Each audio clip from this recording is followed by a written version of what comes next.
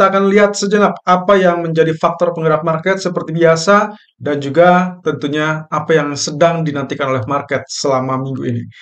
Ya, all about oil masih tetap berfokus dengan supply versus demand dan mohon perhatikan 3 poin utama ini yang masih tetap akan berjalan sampai akhir tahun ini setidaknya. Ya, yang paling cepat adalah kemungkinan kaitannya dengan pembelakuan batas harga minyak Rusia itu akan diberlakukan di bulan Oktober.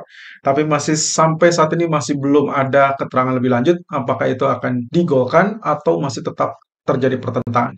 Ya, naiknya kasus di China, lalu kemudian kekhawatiran resesi, dan itu akan terlihat nanti dari keputusan Jackson Hole atau yang lebih tepatnya menunggu sampai pertemuan bulan September. Lalu kaitannya dengan kenapa harga minyak justru kembali naik di level 93 atau bahkan mendekati level 94 adalah terkait dengan kabar bahwa OPEC diperkirakan akan memangkas produksi jika Iran kembali ke pasar global. Tentunya hal ini senada dengan apa yang disampaikan oleh Menteri Energi Arab Saudi sebelumnya, walaupun alasannya sedikit berbeda. Jika sebelumnya Menteri Energi Arab Saudi mengatakan alasan yang tidak ada korelasi baik itu antara ketatnya pasokan maupun dengan penurunan harga. Sementara OPEC Plus dikabarkan melakukan hal tersebut jika memang Iran kembali ke pasar global yang diperkirakan bisa memproduksi sekitar 1 juta barrel per hari. Tapi tunggu dulu, pengumuman tersebut belum akan dilakukan segera meskipun nantinya kesepakatan nuklir Iran tercapai, melainkan akan menunggu kepastian terlebih dulu apakah Iran akan memproduksi lebih tinggi sesuai dengan perkiraannya atau bahkan malah justru lebih rendah. Nah, kaitannya dengan kesepakatan Iran sendiri, kini giliran Amerika yang diharapkan untuk merespon draft kesepakatan nuklir. Ya, pejabat AS diharapkan bisa merespon komentar Iran atas draft proposal Uni Eropa di hari Rabu ini, lalu dilanjutkan dengan putaran berikutnya negosiasi di Vienna. Nah, Iran sebelumnya sempat menyebutkan kesepakatan baru disebut sepakat kalau semua bisa disepakati.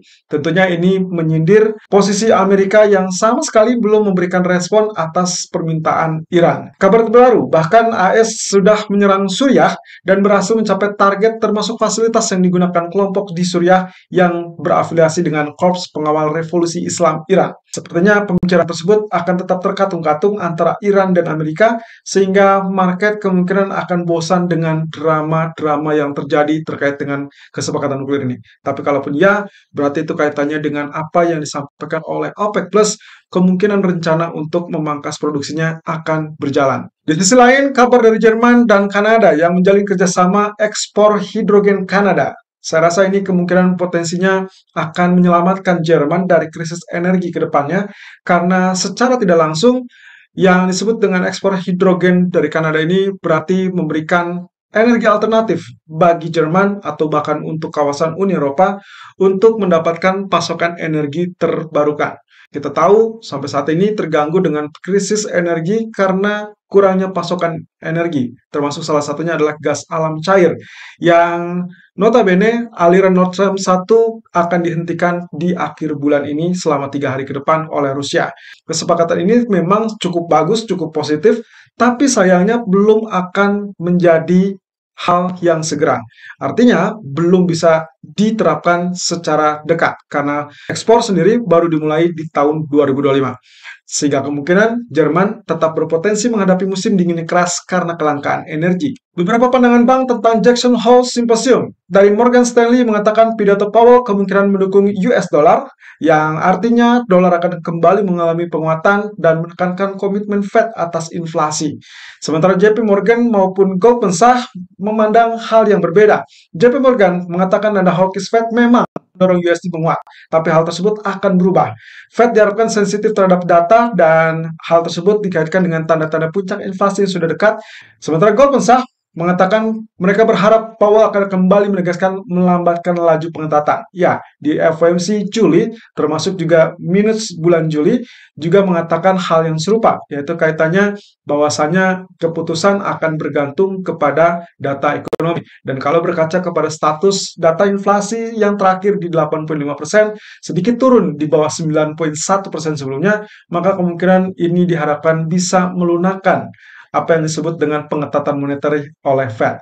Jackson Hole Symposium akan dilakukan 25-27 Agustus 2022 dan Powell Speech itu akan dilakukan di tanggal 26 Agustus 2022 di jam 14.00 GMT atau jam 9 malam waktu Indonesia bagian Barat.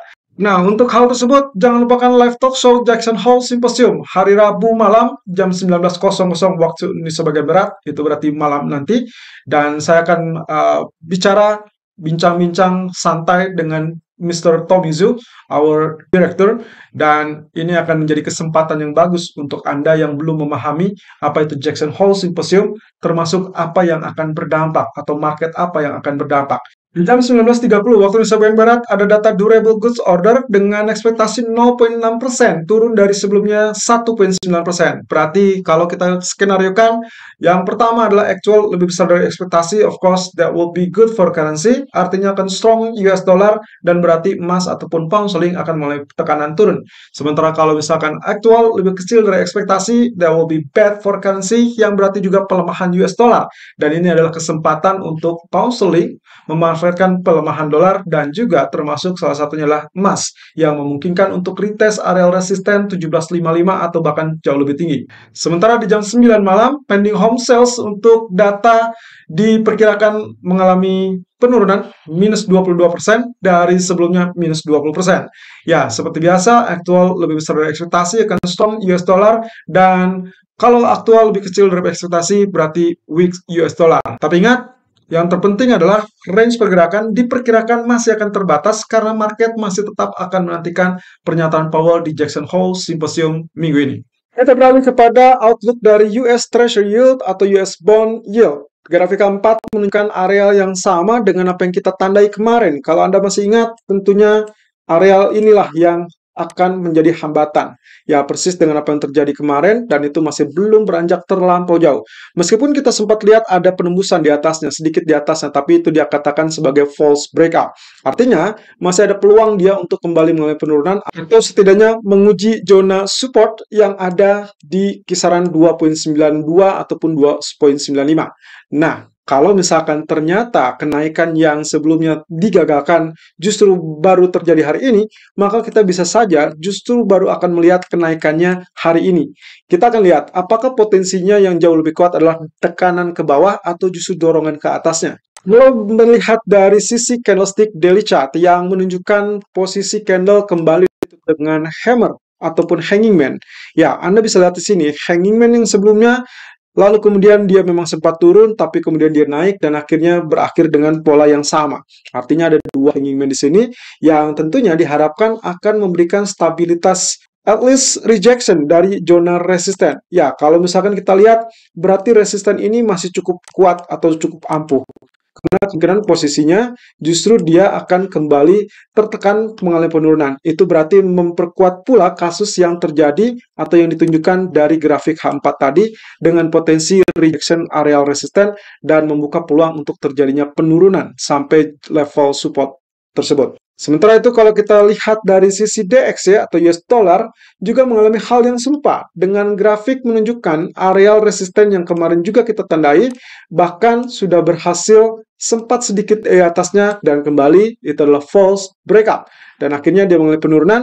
Namun untuk berikutnya kita masih tetap harus menantikan terlebih dulu karena mengingat penurunan juga relatif tertahan dan terbatas, maka kita perlukan areal spike ataupun kenaikan singkat yang diharapkan juga tidak mengalami lanjutan kenaikan.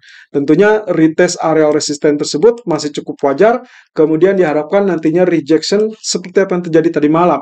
Sehingga penurunan berikutnya itu akan menguji areal support dan ini kita anggap sebagai neckline, lalu kemudian diharapkan turun setinggi bagian ini. Dan itu berarti double top bisa terjadi dengan harapan rejection tadi. Dan akhirnya dolar pun akan mengalami penurunan atau potensi mengalami penurunan sampai level 107. Di sisi lain, skenario berikutnya adalah kalau memang ternyata spike tersebut bukanlah terkait dengan kondisi rejection, melainkan malah langsung mengalami kenaikan, yang berarti pula rejection yang tadi malam sempat terjadi hanya bersifat sementara, karena akhirnya dia mengalami kenaikan secara berkala.